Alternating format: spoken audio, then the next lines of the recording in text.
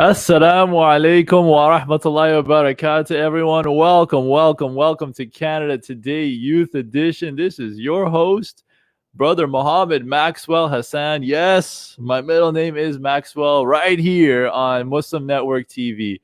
Now, this conversation that we have today is going to be a real doozy. As they say, love has no bounds, love has no limits, love has no boundaries. And it's no exception today with this whole coronavirus situation with COVID-19. Love is still in the air. Even with the masks on, people are still getting married. People are still looking to find that special someone. But these days, things are a little different, isn't it? Instead of the whole big gatherings and you celebrate and you know what I mean? Like you get all these moments, these moments that you cherish. It's a lot tougher these days, especially with the whole coronavirus situation. But we want to talk about that, how to find that significant other, or what to do in how to navigate, I should say, through this whole situation, marriages during this whole COVID-19 era. And with us here to unpack and to navigate and to guide ourselves along the way, we got two very, very special co-guests with us. So with us here today, we got Brother Rashid Nasim. He's got an undergrad in finance and accounting and an MBA. He has leadership experience in Fortune 500 technology companies where he's held management positions in corporate strategy and business development. He's currently a partner and an officer in several businesses where he has extensive international experience in a wide range of industries. His commitment to nonprofit and charitable organizations as a board member, key financial contributor, or volunteer are also well recognized. Jazakallah khairan, Brother Rashid, for stopping by. It's going to be a-okay to see what conversations will arise from this wonderful, wonderful topic. With us here today as well, we got Sister Sakina bint Eric. She's a single mother of 8. When I say a single mother of 8, that means 8 kids. Oh my gosh. A convert of Islam for 24 years, a published author, and a public speaker. She volunteer supports her community, including helping establish Converts for Unity, a support group for converts to Islam. She's halfway through her BA studies in Islamic studies and is also an entrepreneur with 2 businesses, not one, but 2 businesses. Digitally publishing Arabic, English learning materials, and social media management. Thank you so much for stopping by, Sister Sakina. It's going to be fun hearing your perspective on things. So now, as always, with this whole show, one way I always want to get things going with our guests is stories. Stories tell a lot. And so let's go ladies first. Sister Sakina, if I may ask, if you could kindly share it with the viewers. I know nowadays, things are really different with this whole COVID-19 situation, but let's take you back. I know right now you're working with Khadijah Elite. Could you walk us through a little bit? Like, how did that enter your life? And if you want to share a bit about that, like, tell us your story, if I may. Actually, I know it's ladies first, but I think it makes more sense for Rashid to answer first because I mean, it's his idea, mashallah, it's his baby. So, all right, we'll flip it. All right. Hey, not a problem. We'll flip it over. So, Brother Rashid, again, wanted to give the gesture, but it's been humbly passed over to you. If I can kindly ask, mashallah, as the CEO of Khadijah Elite, for those who don't know what Khadijah Elite is, we're going to dive more into that and how this whole, and how it ties into this whole conversation. So, Brother Rashid, if you can kindly walk us through it, like, how did it all start? Sure. Assalamu alaikum, everyone. Thanks, Sakina, for giving it back. So essentially what it was somewhat of an organic setup. I mean, I personally don't have any experience in the field of marriage counseling per se. However, I am an entrepreneur. I was invested and worked in a variety of different capacities. So always had the eye out in terms of what the market needs were. Furthermore, also being a father of 3, recognize the importance of the institution of marriage in our faith. And lastly, but not least, I guess the catalyst of it was my good friend John Ducharme, who's also a partner in this business as well. He had entered into Islam many years ago, however, was quite frustrated with the situation in terms of really having difficulty in finding a partner. He looked at traditional outlets as well as non-traditional, such as Muslim matrimonial sites. And he was quite disappointed. And the reason was simply because he just felt that the system that was in place was somewhat rigged. He felt that it was a very disproportionate number of men to women, sometimes a ratio of 4-1. He felt that the engagement wasn't sincere. There were security concerns, and that was a big concern for him, considering he's had 30 plus years of experience being in the RCMP, with experience in intelligence and security. And also he felt that it wasn't a dignified platform for women. So there was a lot of stigma attached to this, where he felt that the women were just merely being displayed as objects, as merchandise for sale, perhaps. And he just felt that it wasn't conducive to his value system. So he had spoken to me about this, his concerns, and we talked about it quite much. And as I said before, I had concerns as well, being in the community and being involved in a variety of different Muslim associations, and seeing that this is a problem for a lot of brothers and sisters in the community. There's a lot of obstacles there for them. It's unfortunate, considering this is a sunnah that they want to follow. So that being the case, we put our heads together, and we thought that if this isn't available in the marketplace, we should certainly establish a site of our own. And that's what brought about the initiation of this. It was probably done about 10 months ago, just prior to COVID-19. And we thought that this is a platform we should establish. We should focus on key criteria such as security, dignity to women, and also education. There's just not enough support on these sites for members as well. So alhamdulillah, that's what got us started. MashaAllah. So it all started with one, but you know what I mean? It's broadened out, and here we are. Awesome. Thank you, Brother Rashid. So I'll take it to you, Sister Sakina. Where do you fit into all this? Okay, well, mashallah, like Rashid and John, they developed this amazing website, and they got the developers to start working on all the inner workings of it. And then, of course, a major part of that is like, how are people going to find out about this site? What's going to happen? When we launch, we want people to know. So, alhamdulillah, in October, I began working with them. It started with a Facebook post from a friend of mine. This job as a social media marketer, a Muslim woman who's a social media marketer, and I thought, well, that's me. And then I looked at the post, and it was this long list of all these activities that I was be doing.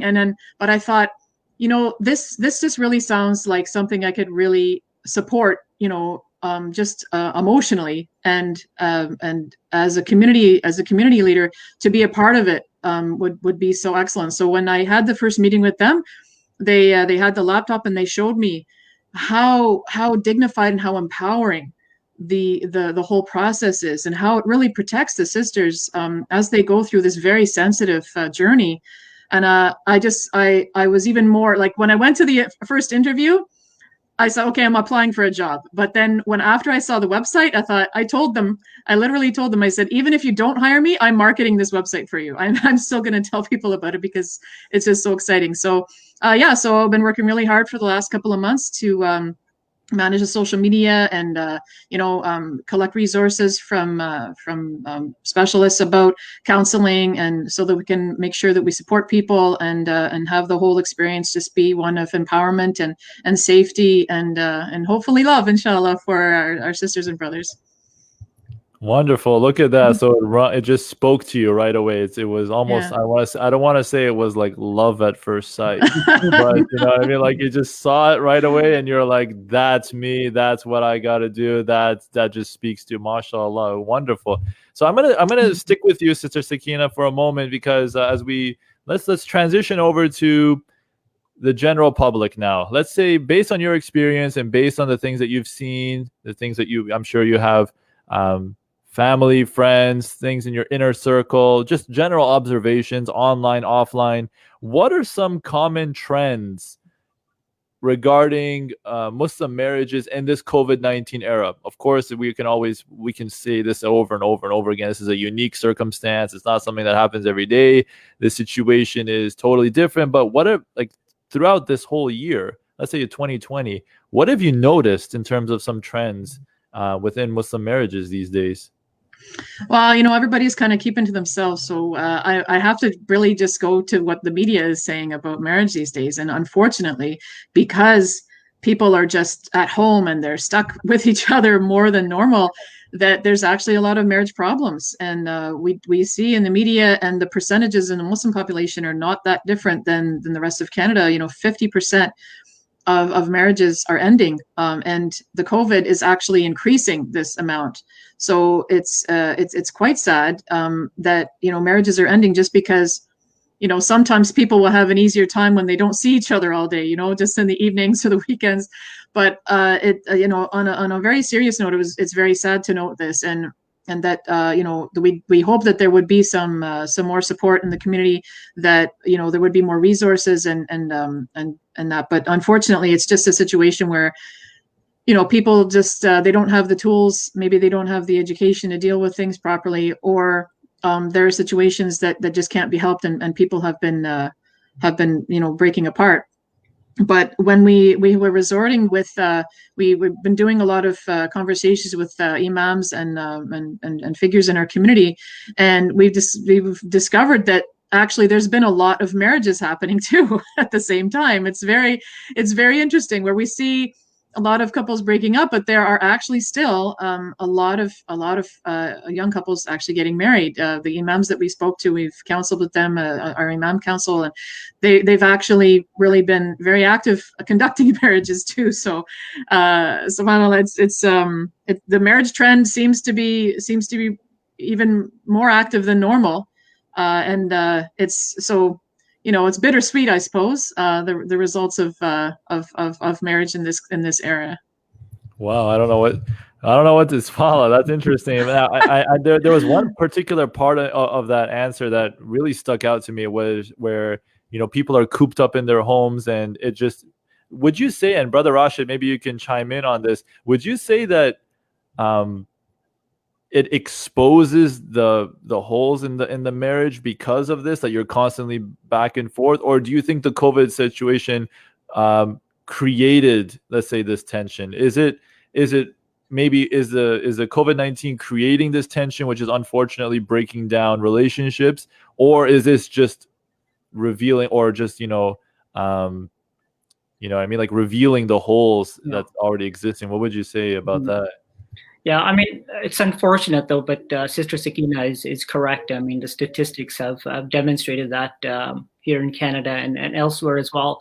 I mean, we read a lot about this in the media, more from the average Canadian society, but I'm sure this is the case in Muslims' households as well.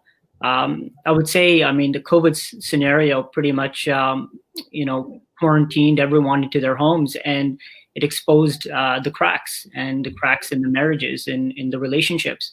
In some cases, I mean, it was detrimental, and in some cases, I guess people were able to, reinvigorate the marriage as well. So I would say on the flip side, there was also some positivity. I mean, the scenario of being quarantined or being stuck in your home, what it does, doesn't allow an outlet for many families. I mean, sometimes people just need some space, some quiet time, and COVID did not allow for it.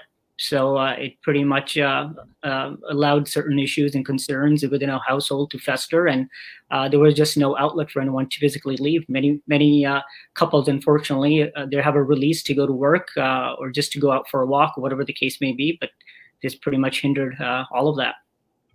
All right. So, Brother Rashid, have you noticed any other general observations or trends within the Muslim community, within Muslim marriages, particularly through this COVID-19 era, that you could spotlight and highlight?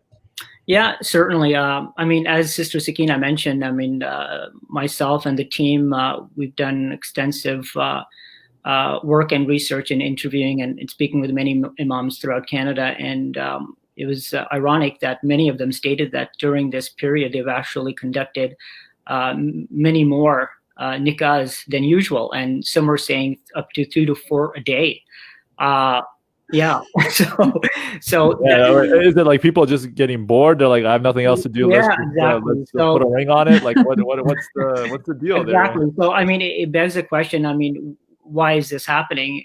And I guess, I mean, there's a variety of different reasons. I guess some salient points I could possibly think of is, we have a very, a young Muslim population. Many of them are pretty much very focused on their careers, and especially in their education and pursuing their education. And then during COVID, it allowed them to have some free time, and marriage is always on the back burner. But now that their schooling or careers kind of came to somewhat of a pause, allowed them to really put that in the forefront and say, maybe this is something I need to explore now. And secondly, I think it's just the fact of being lonely and reflecting on your life. Many of us have done that, and, where we've been in a situation where pretty much the world has gone upside down, and we really have to reflect on ourselves, our own life, what makes us happy. And for many people, they find out it is companionship, and that has led towards many Muslims trying to find an outlet, whether that is through traditional means or through online matrimonial sites. Mashallah, man, it's really deep. I don't know what to say. Like that's so this whole situation has really put marriage at the forefront, when it was usually in the back burner. I like that you just push right up front. You know what I mean? That's interesting. Sister Sakina, if I can ask you, let's just say for some of the viewers here who, let's say, fall into that category of, all right, I'm single and ready to mingle, and it's time to get ready to find that partner.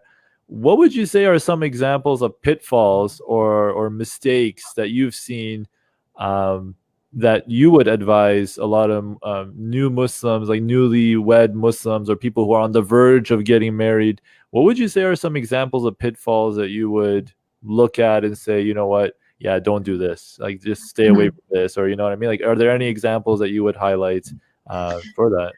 Yeah. At first, we have to always consider our hearts and our relationship with Allah.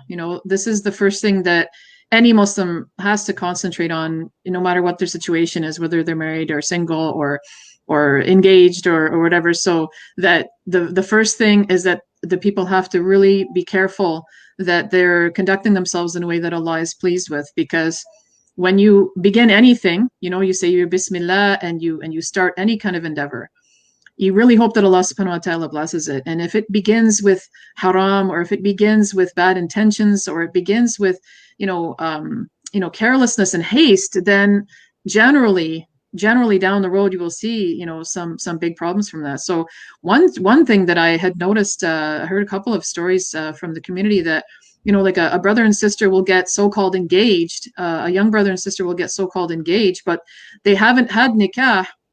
Even their parents are okay with them hanging out, but then they establish like this emotional relationship as if they are already married, and they may make some mistakes because they haven't actually made the nikah yet. So in one way, I'm saying, don't be hasty and don't rush into anything. But if you were already at that stage, then just go ahead and have that nikah. The walima and living together and doing all those other kinds of things and establishing a family, this can happen later on, but just to preserve yourself, because the whole purpose of marriage is to preserve yourself and to worship Allah through the relationship that you have. The other thing that I would suggest is a big problem is that it's on the parents, actually. It's more of an advice for the parents, and this is something that was just brought up to us recently at Khadijah Elite, that the parents are preventing their young people from getting married for years, for all kinds of reasons. To finish school and get a degree, to make sure that the person is their tribe or their race or their culture. That the amount of the mahar is something that the father decides. Like, all these things are really is preventing our youth, and it's really putting our youth in crisis. And so, we really encourage, when I speak at the MSAs and everything, we talk with different young sisters about marriage. You don't want to run headlong into it.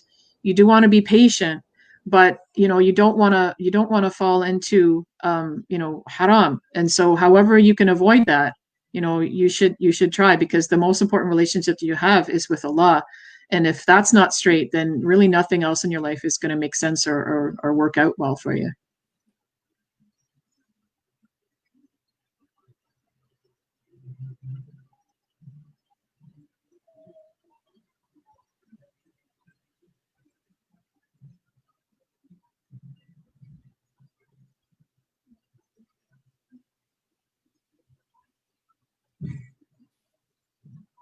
So we find, that the families, they slow down the process where, a young woman actually wants to be married, and she wants to marry like a brother who might be a little bit older than her, might be a different culture, might be.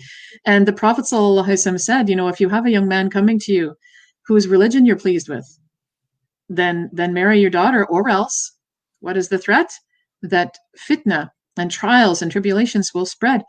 And we just got this very very heartbreaking letter from this young sister appealing to the whole Muslim community. And, inshallah, we're going to be producing that on our social media soon, so that the public can see what we've been talking about. That this sister, she is kind of speaking on behalf of all the young Muslims, that they're in crisis right now. And it's largely to do with the community holding them back through all different kinds of ways, preventing them from just taking that step and just making it halal, just making it halal, so that they can guard themselves when they're finishing their school.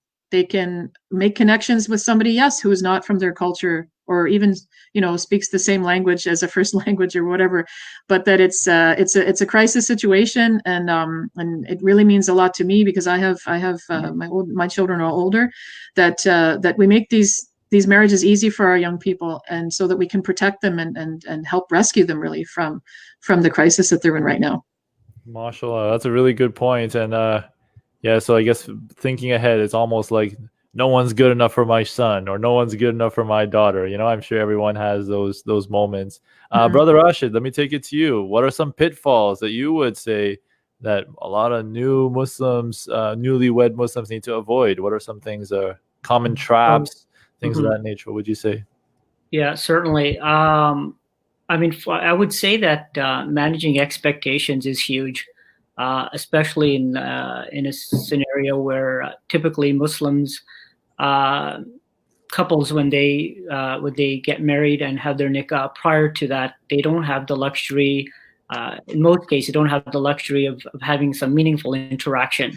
And due to lack of that, what happens is that once they are married, then it does become somewhat of a concern, in the sense that both parties are looking at each other and trying to.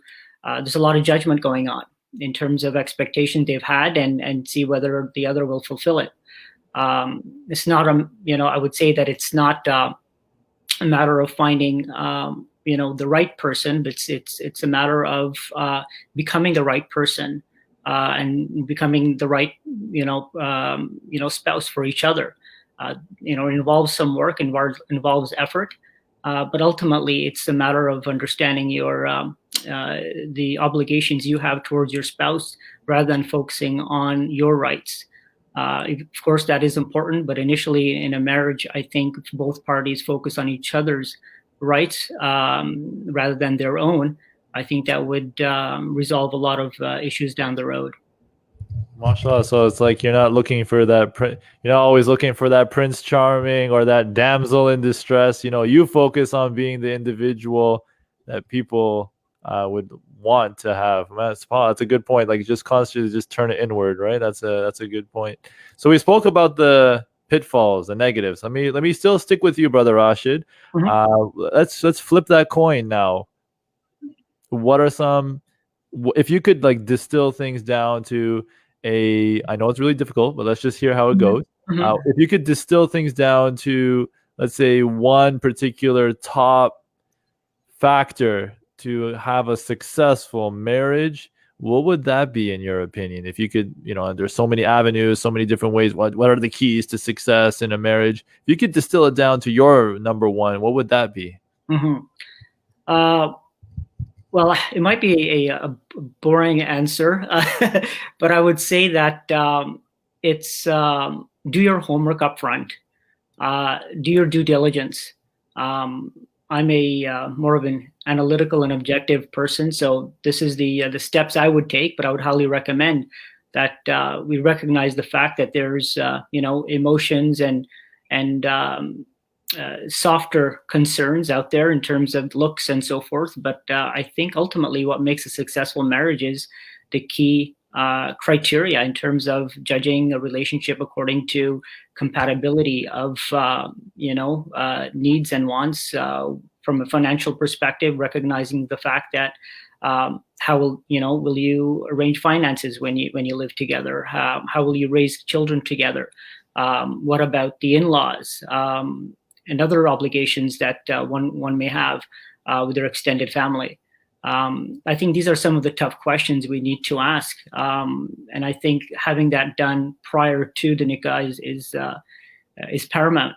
And I find many, I would say, might even be more of a cultural setup where we do have the luxury in our communities where we have a lot of people looking out for us, for our best interests, whether it be parents, extended family, friends, even sometimes the masjid or the imam himself, in kind of vetting through and filtering out your prospects, which is fantastic. However, ultimately the decision is up to that individual who's getting married to ensure that there's true compatibility. And I think there's some real hard questions that need to be addressed between the two to ensure that they pretty much are at an equal footing moving forward. And these are some of the reasons why, through our research, we've decided that in our platform, the Khadijah Elite, we actually have a very objective process. It's a quantitative process where we allow each of our members to pretty much research through over several hundred questions that we have developed with under different categories, and also some softer and some harder questions as well. So our members would be able to take these questions and formulate them into somewhat of a customized scorecard, and they would be able to actually mark all of their members throughout the process and have a quantifiable result. So it's a very objective process, and really knowing that there's true compatibility and not just making decisions based upon emotions or just looks. Fair enough, right? So you got to do your homework. That's what it is. Mm-hmm. Staying in school is one thing, so it's important to do your homework up front. Set aside, you got the emotions. That's put that on the side. Sometimes it's important to feel, because if it's completely robotic, that's going to be also problematic in a way. It's like you got to fuse the two. From what I'm gathering, it's like your heart's in the right place, but at the same time, you're saying, all right, just got to do your due diligence. Do you have any examples? I know when we get into Khadijah Elite a little bit more, you can dive into specifics, but let's just say on average for the viewers, do you have an initial checklist or things of that nature that you go through? Like you mentioned, asking some of the hard questions. What are some examples of those hard questions? Is it finances? Is it how many kids do you want? Masha, sister Sakina, man, 8. I don't know. I just, that number is that. I don't know. That's something. So so are those the examples of questions? And again, sister Sakina, you can jump in as well. What are some examples of those tough questions that you ask up front? Yeah. It's unfortunate, but many people shy away from them, but they're important in terms of knowing the person that you're marrying. Are they in debt? From a financial perspective, it's important. Are they supporting, family members back home? Are they living on their own? Are they living with their parents? When they do get married, what's the scenario with the in-laws? Will they live with them, or will they have to be supported? And also in terms of raising children, simple things as homeschooling or Islamic school. So these are, cultural factors as well. We do have, intercultural marriages as well. That's important to consider because Islam, yes, we consider it as being universal in terms of its tenets. However, there's a lot of cultural aspects to it as well, and it's being practiced quite differently in some circles. So that has to be addressed. So I think, it's, whether it's from a spiritual, religious factor, whether it's from a financial perspective, cultural factors, raising how you want to raise your children. I think these are some questions that really need to be addressed. Right, great. Mm-hmm. So the website also actually has a way for you to answer your own kind of questions. So there are like over 100 questions that everybody probably is going to ask a prospective spouse, but there is the option there for you to also author your own questions. So anything that's personally important to you. For example, for me, like one of the main things is an attitude of gratitude and being respectful. For myself, I'm very busy online. I run a lot of little businesses. I'm busy on my social media. If I was to fill out if I was going to fill out this kind of question, then I would say, would you tolerate me being on my computer for 2 or 3 hours a day? Would you appear in my TikToks with me? Like these kinds of questions I would ask. But in addition, the important questions like, are you interested in moving, to another country? Would you live with my in-laws? Would you live with your in-laws? These kind of like really specific questions to demonstrate, these little things. It helps the people make a smart decision, as opposed to, oh, I like how this person looks. They're very charming. But then when the day-to-day comes, what goals do you have? It's like a business enterprise. In Islamic law, the marriage contract is literally studied when you study business contracts. That the marriage contract is something that's it's conducted like business. Do you agree about this point or agree about this point? And the contract can be as long and can contain however many things. But before you get to that point, it should be clear. You don't want to argue about the contract. By that time, you should know, okay, this person, they want their children to be homeschooled. So that will be either my responsibility or, somebody else's responsibility to homeschool children. And the list is endless and it's editable. So when people join and they sign up, they can answer any of the questions. The other aspect to it, which is really exciting, and it's analytical, but it also is fun, is that based on the answers to those questions, there is actually a report card for every member that you connect with on the site, so that you can see at a glance how well they've answered your questions. So if you don't like an answer that they've given, then you can give that answer a score, for example. So it's very, very interesting that you can kind of score the people, so that when you make those connections, you can look at a glance how compatible you are, to even move to the next phase on the website. MashaAllah. So since we've spoken a lot about Khadijah Elite, I think you've alluded to a number of those features. I think now would be a great time now to, I guess, dive into the meat and potatoes of this particular website. Brother Rashid, if I can say, let's say somebody who's watching this, they know what eHarmony is all about. They've heard of eHarmony, they heard of Tinder, right? Love at first swipe. You've heard of this, you know what I mean? Like, so they see that. Someone who's never heard of Khadijah Elite, what on earth is this, and how is it different for those who are looking to get married? Please, if you can share with us, and then Sister Sakina as well, you can dive in as well to kind of give a good picture for those who have no idea what Khadijah Elite is all about and how it works. Absolutely. So I do appreciate the opportunity to present this. It's something that took a lot of energy from myself and our team to put this together. It was essentially what it is. It's allowing women to be empowered globally, and giving them what is rightfully theirs. We're talking about a total decision-making power in a safe and intelligent and in a dignified manner. This is through the research that we've done on Muslim and non-Muslim sites as well, just to recognize some of the fault lines and addressing them. So this is a website where, although there's our slogan is beyond the match. And what we mean by that is every single website that exists today, essentially what they do is they have an algorithm that just matches someone. And once they're matched, they're pretty much left in this huge arena, not knowing what exactly to do. And what we do is we say we're beyond that, because that's just the initial stage. Yes, we have a sophisticated algorithm that allows you to do that, where you're able to put a variety of different categories in your profiles, from physical to financial to even, religiosity index. So we have all that. However, once a match is done, the question is what happens next?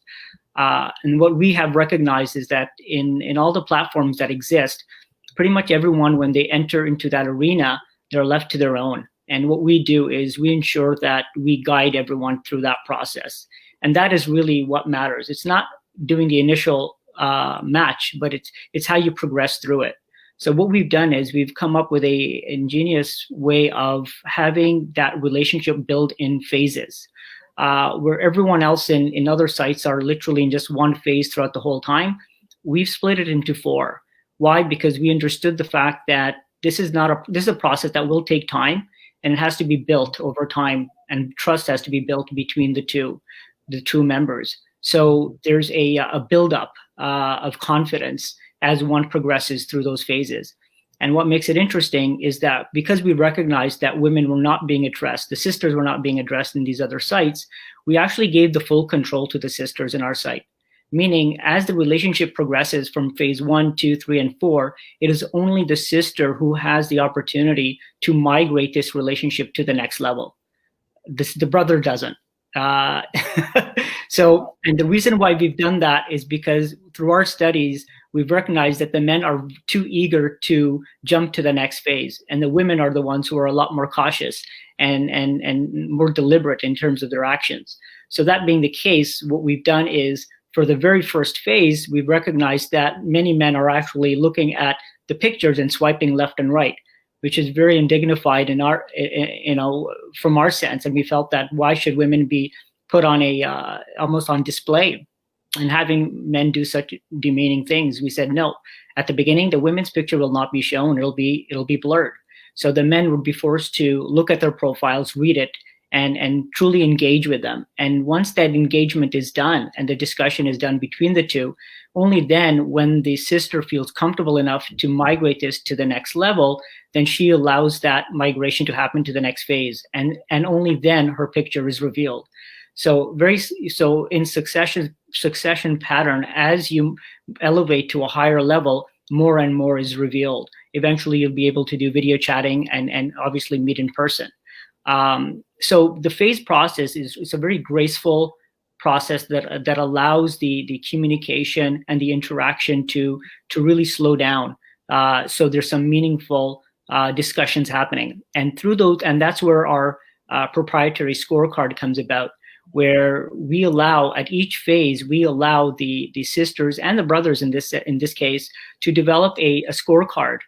Basically, we allow them to look through our directory of over 300 questions, but also they can make their own, and that becomes their template to score each candidate according to their own questions or our questions, and each one is marked on that, and they get a very, as Sakina mentioned, a report card, where they'll be able to see in one glance all of the people they've been communicating with and how they rank. This becomes a very objective process of who you want to move forward in your next phase or not.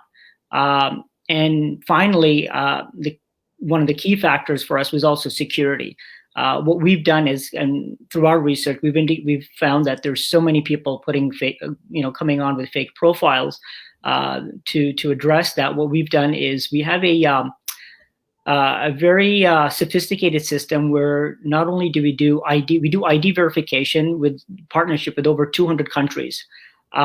So which means people from, let's say, from Canada, US, even in India or Pakistan or Indonesia, we'd be able to accept their IDs, and we give them a selection of IDs they could choose. They take a picture, and then what we do is we verify their age, the documentation, and on top of that, we do biometrics. They would take a picture of themselves, and we would verify their picture. We could also even see whether it's a live picture or it's a picture of a picture. So we have such sophistication from our technology to facilitate this and to recognize that the people who are on our site truly are who they say they are. And that's what gives confidence to our members, is that they recognize that everyone who is on our site has gone through this rigorous process. Wow, mashallah, look at that. A lot to take in. You got to digest, but it's in phases, right? So a number of things. It's a gradual process. It's not just a one shot. Oh, just do this and you're left in the dust. Sister Sakina, what are you most excited about with regards to Khadijah Elite? Was there any particular feature or a moment or something like that that you really like? You get riled up every time whenever you think about it. Is there anything in particular that really gets your juices flowing, I suppose? Like, what's the thing that well, I am very impressed that another reason why Khadijah Elite goes beyond the match is because the whole time, and even before the process even starts, there are courses and resources that help support and help educate and help heal people before they even start or as they go along. So, for myself, unfortunately, I was in an emotionally abusive marriage. So when Rashid showed me the website, I'm like, it makes me want to join the website, even though I'm not interested in getting remarried at any time soon. But I know there's a lot of other sisters, and this topic comes up over and over again on Facebook and other forums about how women are just they're not really ready to get married. They're lonely, but they're not really ready. Or young women who they may not have grown up in such a great situation, seeing the marriage of their parents maybe, and they're scared or they have some baggage. So we're working with counselors and therapists and marriage coaches. We're developing, and we already have courses and resources set aside so that when people join the website, they can get professional self-help through the courses, so that as they go along, they can educate themselves, they can do like a kind of a self-therapy type of thing, and they can also educate themselves about marriage, about those types of things, like developing like what's called a relationship contract, where you answer questions based on what you want to get out of this marriage that you seek. So it really helps people. For those people who are already ready for marriage and they think they know, it helps them understand what they don't know and what they probably should learn, as well as just really like heart softening things and empowering things to help women especially feel comfortable moving into a new marriage if they've been divorced, and also dealing with all the different cultural issues that some people have, to educating them about how the site works. How best to have their profile, how to write up their bio, to other things like, how to get your heart right with Allah so that you can, establish a good relationship with somebody else. So to me, this is about the best thing about the website so far. I mean, it all of the security and everything, it's great. But just because I counsel ladies, and people ask me advice about marriage a lot, and to me, having this education and this self-help materials on the site, to me is one of the most exciting aspects of this site that I haven't seen anywhere else, really. Mashallah, so that's wonderful. So the resources, that safety net, people, you walk them through, you lend a helping hand from point A all the way to point Z and beyond, like you mentioned. What was it? Beyond matchmaking, right? So it's not just, you two are together. It's almost like the equivalent of you're in a room with so-and-so, and you're like, all right, you, person A, person B, all right, there you go. And then just off your way, you just off to the races, and that's that. They're like, okay, what's next? But you guide them through the whole thing, so that's amazing, mashallah. So there's another thing I would just want to mention as well. On our portal, what we've done is it's called Khadijah Elite. That's the name of our website and our platform. But once you're on, we also have another platform within it called Fatima Elite. And what Fatima Elite is, essentially, it's for parents. And what that does is it's for parents who want to be involved, or guardians to be involved in the matrimonial process with their dependents, with their sons and daughters.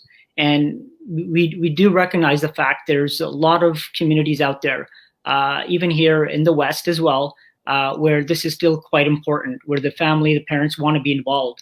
However, we also recognize the rights of the dependents as well, where they have a right to make a decision and they have a right to privacy. So we've set up a system where parents would be able to be involved with the consent of, only with the consent of their sons and daughters or their dependents. And also when the communication is done, it's totally private. But the interesting aspect of it is that the parents are able to communicate with the parents of the other family. So because we recognize that is a very a key element in a lot of communities where families essentially get married. So the parents are talking to each other and the kids are talking to each other. So we facilitated a process on our site where we're able to do that, where we could actually have parents, invite their children if they choose to do so, and accept. Then they would be able to communicate with others, and the parents would be able to communicate essentially with their parents. So this is something that is very unique. It really does not exist anywhere, as we know. But what it does is it allows families to get together and to really unify, and that is a huge advantage in many communities. MashaAllah. So you really thought of everything, huh? You're like really making it a holistic thing. It's not just, I like what you're saying as well. It's not just person A and person B getting married and hallelujah. It's more about you got family A and family B. You're not just marrying the one person, you're marrying into the entire family, right? And then there's a whole in-laws and all that jazz. MashaAllah, good point. Wonderful, wonderful point. Now, as they say, all good things, unfortunately, must come to an end. And just one final words of conclusion. Let's start with Sister Sakina. Let's say there's a sister who's watching this right now. She's ready to get married, but unsure. She doesn't know what to do. She's looking for that soulmate. She's looking for that person to complete half her deen. Has no idea what to do next. What would you say as parting words of advice for that sister? From Sister Sakina, what advice would you give her to help her find that special someone, or to navigate through this particular time in her life? Well, the first thing is always that she has to make sure that her relationship with Allah is good, and that she should rely so much on her self-value and make sure that she values herself. It was like I was saying to my son, the other day, like, we don't settle, we know our worth and we don't settle. And that she should not be hasty, and she should not just settle for the first, brother that shows interest, that her marriage or her remarriage is just as valid as anybody else's, and that she should be concerned with and make dua for the very best and expect the best out of whoever she does find. And to follow us on our Facebook page. We have a beautiful Facebook page that's full of empowering messages and videos that will really make her feel cherished and valued. And sign up to the website, inshallah, and explore everything that's on there, because it should help with anything, inshallah.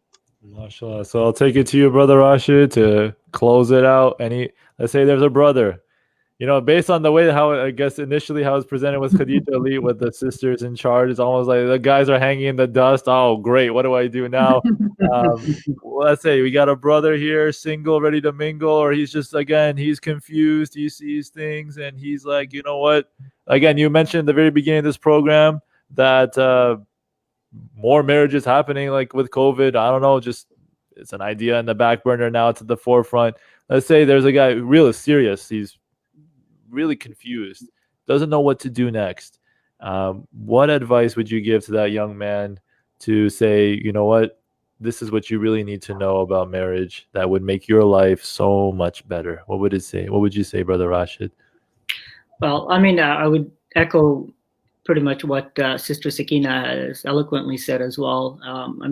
Foremost, you really need to engage and recognize your relationship with Allah subhanahu wa ta'ala as well. And from there, really do a deep dive and have a good understanding of what marriage truly means in our faith, in terms of the rights and responsibilities of the spouse.